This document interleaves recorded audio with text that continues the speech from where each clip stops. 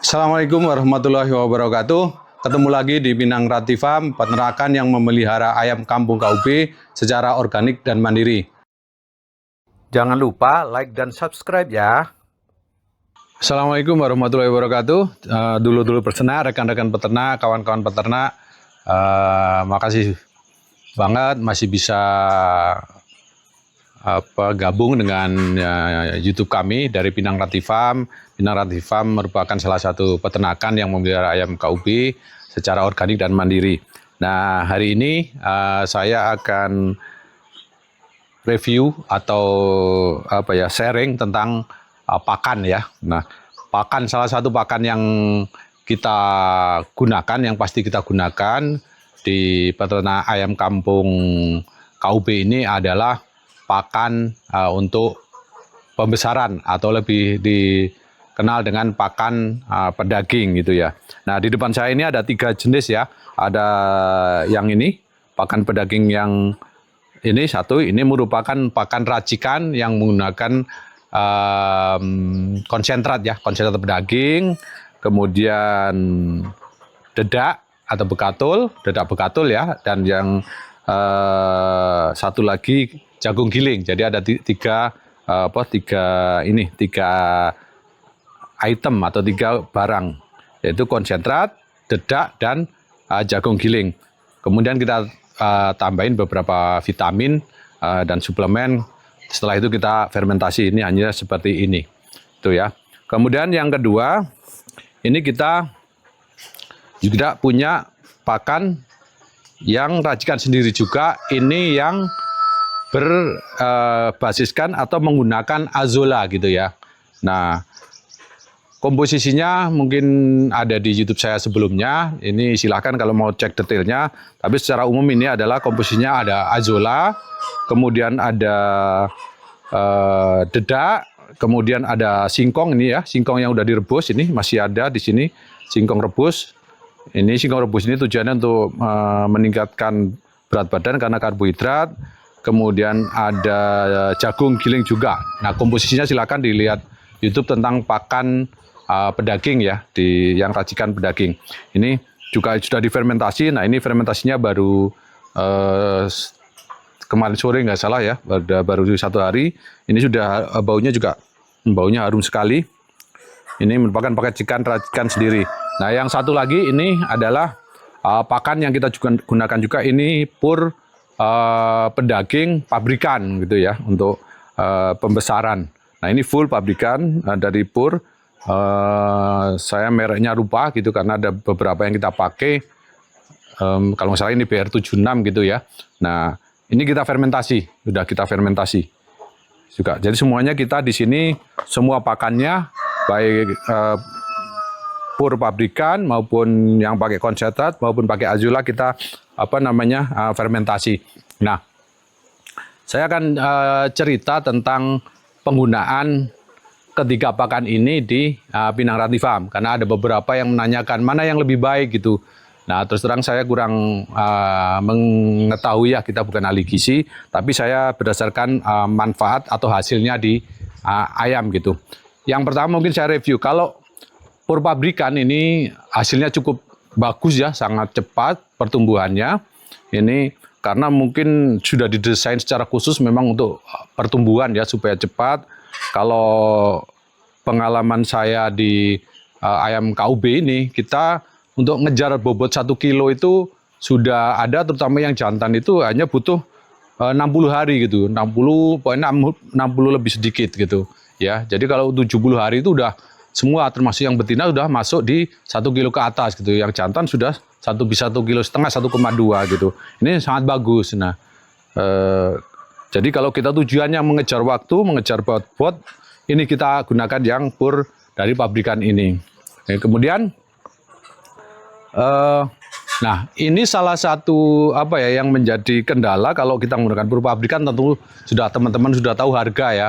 Nah, kalau saat ini lagi murah, saya kira harganya ini 7.000 di sini, sekitar 7.000-an kalau nggak salah, 7.000 lebih dikit. Ya. Tapi kadang-kadang pernah ngelonjak sampai ini ada yang sampai 10.000 gitu. Nah, tentunya itu kurang bagus untuk usaha kita. Nah, kemudian yang kedua ini yang racikan menggunakan konsentrat. Yaitu tadi konsentrat itu kita pakai konsentrat pedaging, kemudian dedak, kemudian jagung giling. Nah, ini hasilnya juga cukup lumayan ya.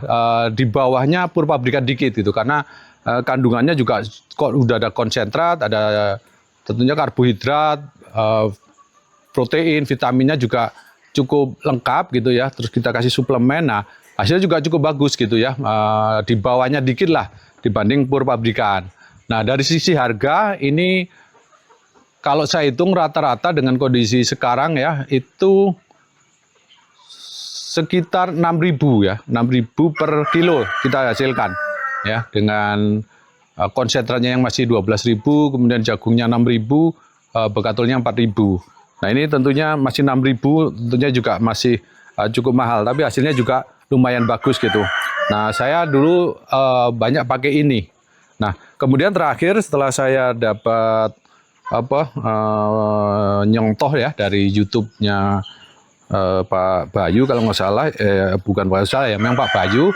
Saya coba yang ini, yang ketiga, racikan ketiga. Nah, ini racikannya, komposisinya juga sudah saya buat ya videonya di pembuatan pakan pedaging menggunakan azolla. Ini komposisinya ada tadi ya, ada azolla, ada singkong, ada dedak, ada jagung, dan ada daun-daunan hijau. Nah, ini kalau dari sisi hasil untuk pembesaran, menurut saya termasuk paling lambat gitu ya. Jadi kalau saya lihat ketika sudah memasuki umur 60 hari, kalau yang tadi sudah mendekati 1 kilo, atau bahkan kalau pur pabrikan itu bisa 1 kilo, kalau ini masih sekitar banyak yang 800 gitu ya. Banyak 800, bahkan ada yang 600 gitu. Nah, tentu kalau kita ngejar bobot, ini memang hasilnya kurang bagus ya. Saya kira seperti itu gitu ya. Masih, jadi mungkin untuk mencapai 1 kilo, bukan saya butuh pengalaman saya, maksud saya butuh sekitar 70 hari bahkan sampai 90 hari gitu ya. Nah, kemarin kita coba kombinasikan akhirnya di sini. Nah, apa yang kita kombinasikan? Nah, yang ini pur yang menggunakan azolla ini memang harganya jadi sangat turun sekali gitu. Jadi kalau dihitung-hitung itu cuman sekitar 3.000 kalau saya di sini saya hitung ya, karena kita hanya modalnya bekatul dan jagung cukup sedikit. Sementara azolla kita bisa menanam sendiri, dan kita hitung kalau misalnya biaya produksi 1.000-an, jadi totalnya ini kalau dihitung-hitung per kilonya itu hanya 3.000 ya, mungkin nggak sampai, malah 2.700 kalau nggak salah ya, karena yang mahal hanya jagung ya, sementara jagung hanya proporsinya hanya 10%. Nah, itu ya, jadi ini paling murah jadi ya, paling mahal itu perpabrikan, yang kedua racikan dengan konsentrat, yang ketiga ini jauh lebih murah. Nah, tapi tadi ya, pertumbuhannya memang kalau kita nggak lengkap dengan vitamin-vitamin agak kurang. Nah, terus mana yang dipakai gitu? Nah, karena saya udah uji coba semuanya, nah saya sekarang lebih memilih memakai kombinasi dari pakan racikan azolla ini digabung dengan pakan pur yang di pabrikan gitu. Kenapa? Karena saya tetap ngejar bobot supaya bisa 1 kilo di umur 70 hari atau 10 minggu gitu. Jadi saya komunikasikan ini 50-50 gitu ya. Kalau kita misalnya 1 kilo itu pur pabrikan, 1 kilo juga menggunakan racikan. Kemudian kalau untuk yang konsentrat ini saya sudah tidak pakai lagi ya saat ini, kecuali nanti konsentratnya harganya bisa turun gitu, atau bisa secara hitungan lebih kompetitif dibanding pur pabrikan, mungkin kita akan pakai lagi. Nah, jadi kita sekarang menggunakan 2 ini. Komposisinya normal kita 1:1, dan alhamdulillah ini yang ayam di belakang saya ini sudah umur 70 minggu ya, 70 hari sudah bisa dipanen dan sudah mulai dijual gitu.